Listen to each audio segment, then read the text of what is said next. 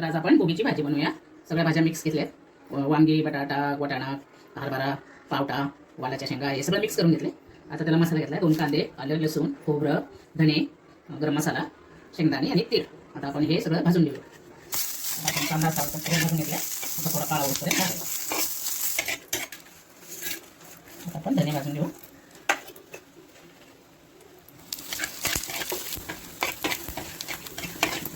खोबरं भाजून घेऊ.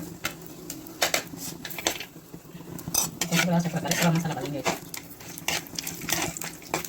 खोबरं भाजून झाले. आता आपण काढून घेऊया. असं काळच करायचं कारण आम्हाला काळ्या मसाल्याची भाजी आवडते. आता आपला मसाला सगळा असा भाजून झालाय. आता आपण मिक्सरमध्ये वाटून घेऊ. आता आपला मसाला वाटून झालाय. आता आपण भाजीला तेल घालूया.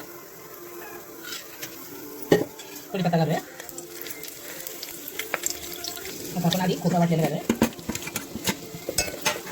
आता वाटलेला सगळा मसाला घालूया. आपण मिरची आताच वाटलेली आहे. तर मिरची मसाला काही टाकायचा नाही.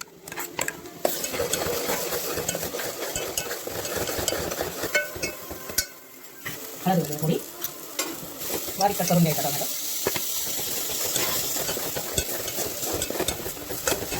आता आपण थोडं पाणी घालून मसाला शिजवून घेऊ. तेल सुटेपर्यंत परतायचं. मसाला परतून झाला. आता आता आपला मसाला परतून झालाय. आता आपण भाज्या थोड्या उकळून घेतल्यात मिठाच्या पाण्यात. आपण आता त्यात घालूया.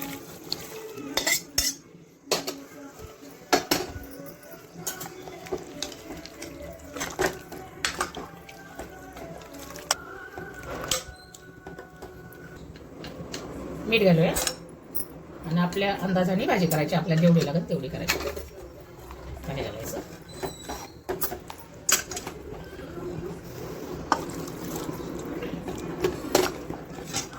अशी आपली मिक्स भाजी तयार झाली. आपण त्याला थोडी उकळी येऊपर्यंत ठेवूया.